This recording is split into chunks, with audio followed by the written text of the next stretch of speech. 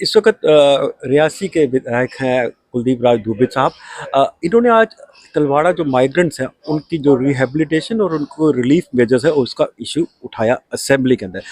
हमारे जितने ऑडियंस उनको ये बताना ज़रूरी है कि 1998 में प्राणकोट मैसेकर हुआ था। वहाँ पे अबाउट 30 हिंदूज़ को टेररिस्ट ने मारा गया था और वो जो वहाँ से माइग्रेट करके लोग तलवाड़ा में आकर बसे पर अभी तक उनको कोई बेसिक सुविधाएं नहीं दी है। तो दुबे साहब, आपको इस इशू को असेंबली में उठाने की आज ज़रूरत क्यों महसूस हुई? नहीं, हमने तो ये बार बार पहले असेंबली के बाद भी उठाते रहे। जब से ये लोग यहाँ पर बैठे हैं, जब से ये लोग आए हैं यहाँ पर, तब से हम इन लोगों के साथ जुड़े हुए हैं।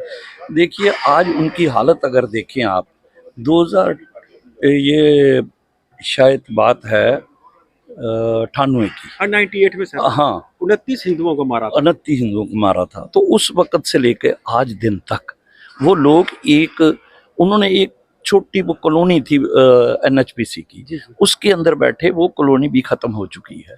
उसके अंदर क्या है, एक कमरा है, एक कमरे में 10-10, 15-15 लोग हैं। आप अंदाज़ा कीजिए, वो जो लोग आज 30 साल से वो लोग वहाँ पर थे, जो बुज़ुर्ग थे वो मर गए, जो उनके बच्चे हैं उनको आगे कर नहीं रहे हैं। आप देखिए, आज दिन तक उनको राशन कार्ड नहीं मिला। अभी जाके गवर्नर साहब ने वो बड़ी मुश्किलात के साथ, अभी भी नहीं मिले, कहते हैं 5-7 तारीख को देंगे राशन कार्ड। देखिए, उनको कोई भी, हमारे प्राइम मिनिस्टर साहब की जो स्कीमें हैं, 5 लाख का जो बीमा कार्ड, वो उनके पास नहीं है।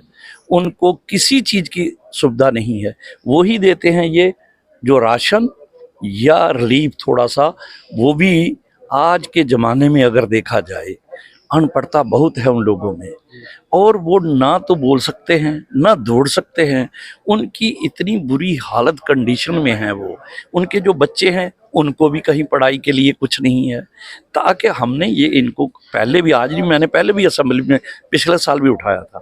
हमारा ये कहना है कि जैसे कि आपने माइग्रेंटों के लिए, माइग्रेंट है वो, जैसे उनके लिए यहाँ पर भी मकान दिए जाएं। नहीं तो इनको वापस जाने के लिए कोई अच्छा सा पैकेज दें, वो वहाँ जाकर इनके मकान बने, वो वहाँ पर जाकर अपनी ज़मीनें संभालें। इनकी ज़मीनें लोगों ने कब्ज़ा कर ली हैं, कुछ लोगों के इंतकाल उन्होंने कर लिए हैं। हालांकि इन्होंने कोई रजिस्ट्री नहीं की, कोई एफिडेविट नहीं, कोई कुछ नहीं, मगर बड़ी धांधली है वहाँ पर। आज उनकी जहाँ पर वो रहते हैं, आप बंदा कोई भी नहीं रह सकता है वहाँ पर। मैंने इसीलिए असेंबली में कहा कि मंत्री साहब मौके पर चलें, वो उनकी हालात को देखें कि वहाँ पर क्या, वो कैसे अपनी ज़िंदगी गुजार रहे हैं। जी। ये दुबे साहब का जो कहना है कि इम्पोर्टेंट इशू है कि माइग्रेंट होता है, चाहे वो किसी खित्ते का हो, किसी तबके का भी हो। जैसे दुबे साहब इशारा कर रहे थे कि जैसे कश्मीरी पंडित माइग्रेंट्स हैं, हालांकि उनके साथ भी त्रासदी हुई है पर उनको गवर्नमेंट ऑफ इंडिया ने काफ़ी सुविधाएं मुहैया की है। वहीं जहाँ अगर जम्मू सूबे की बात करें, ना सिर्फ तलवाड़ा के जो माइग्रेंट्स हैं, बल्कि जो डोडा के भी माइग्रेंट्स हैं, उनके साथ उनको वो सुविधाएं नहीं दी गई है। तो दुबे साहब, आपको क्यों लगता है कि गवर्नमेंट जो है ये डबल पॉलिसी, मतलब मैं इस गवर्नमेंट की नहीं बात कर रहा, पहले भी जो गवर्नमेंट रही है, इनकी तरफ ध्यान उनका क्यों नहीं गया, इनको इग्नोर क्यों किया जा रहा है? 30 साल से ज्यादा एक अर्सा हो गया। बात हुई थी जब 14 में डॉक्टर जितेंद्र सिंह साहब बने पीएमओ में, तो उन्होंने इनकी फाइल जो है कश्मीरी माइग्रेंट के साथ क्लब कर दी है कि जो उनका होगा। पहले तो इनको कुछ देते ही नहीं थे। अब वो जो सुविधा है, जो एक पैसे पता नहीं 10,000 रुपया या कुछ देते हैं इनको, उसी पर इनका गुजारा है। और जो प्राइम मिनिस्टर साहब की सुविधा जो इनको मिलनी चाहिए, क्या ओल्ड एज पेंशन है, या बेटी पढ़ाओ बेटी बचाओ का है, या हमारे 5-5 लाख रुपए का जो गोल्डन कार्ड सेहत के लिए, वो उनके पास नहीं, उनको कोई फैसिलिटी सर नहीं। मुझे समझ नहीं आती, ये जो है तो जेएंडके के रेजिडेंट ही है तो रियासी के रेजिडेंट ही है, तो इनको कार्ड या ये जो गोल्डन प्राइम मिनिस्टर सेहत कार्ड है, ये अभी तक क्यों नहीं मिल पा रहा है? इसलिए कि वो कहते हैं ये माइग्रेंट हैं। और मैंने इनसे ही पूछा, जो इनके अफसर थे, मैंने कहा आप कितनी तनख्वाह लेते हैं? मैंने डायरेक्ट पूछा उसको, जो इनका यहाँ पर तालाब तिल्लो में बैठते हैं, जो इससे पहले थे। वो कहने लगे जी हमें, आपको क्या इसको करना है? मैंने कहा मैं बताता हूँ ना। वो कहने लगे जी 1 लाख पता नहीं कितनी मुझे सैलरी है। मैंने कहा मुझे भी है, मेरा घर अपना कारोबार भी है, मगर 5 लाख का कार्ड मुझे है। उनका क्या कसूर है बेचारों का? उनको एक तो तबाह बर्बाद हुए, आप उनको ये गोल्डन कार्ड की सुविधा नहीं दे रहे हो, या उनको और चीज़ों की सुविधा नहीं हो रही है। पीएमवाई के मकान आ रहे हैं, मैंने इनको कहा कि इनको एक डबल मकान बना के दे दीजिए गांव में, ठीक है, तो वो वहां पर जाएं और अपना अपना, कोई कारोबार तो है नहीं उनका, ना कोई पढ़े लिखे हैं, कोई नौकरी इनको मिली है।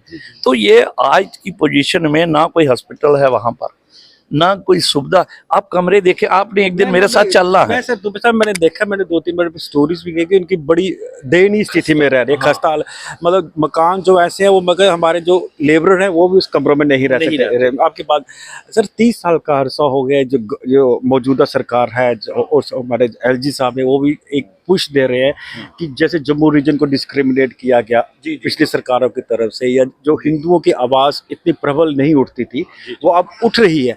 बट इन सब के बावजूद ये जो इनका जो इशू है, इसको उस तरह से तवज्जो नहीं मिल रही, या इनको उस तरह से गवर्नमेंट नहीं कर रही, केयर नहीं मिल रही, कर रही हो रही।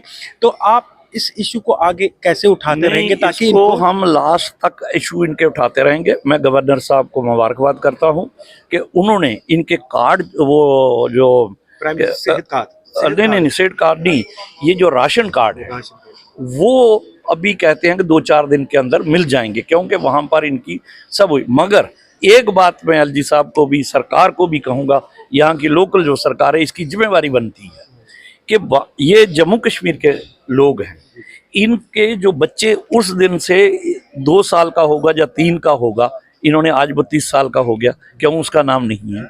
या आज के बच्चे हैं, जब फैमिलियाँ अलग अलग, उनके सबके किए जाए। मेरा ये कहना है कि उनको हर सुविधा जो इंसान को दी जाती है वो बढ़नी चाहिए और उनको मिलनी चाहिए। और इसके लिए मैं मंत्री जी को कहा कि आप मौके पर चलें और उनकी हालात देखें, और इनको जो हमारे सेंटर की स्कीम है वो भी इनको मिलनी चाहिए। तो ये थे हमारे साथ रियासी के एमएलए कुलदीप राज दुबे साहब, जिन्होंने कहा कि एक ह्यूमैनिटेरियन इशू है। 30 साल तक लोगों को अगर सुविधा ना मिले, लोग नदीगढ़ मैसेकर का नाम याद रखते हैं, और कश्मीर को जो मैसेकर है उनका नाम याद रखते हैं, और प्राणकोट मैसेकर 30 हिंदुओं की हत्या हुई है, और जो वहाँ के सर्वाइवर है अभी तक उनको बेसिक फैसिलिटीज़ नहीं मिली है। आज उन्होंने इशू उठाया है, और दुबे साहब का ये कहना है कि जब तक इसको लॉजिकल कंक्लूजन तक ये मुद्दा नहीं पहुँचता वो अपना जिद्दोजहद करते रहेंगे।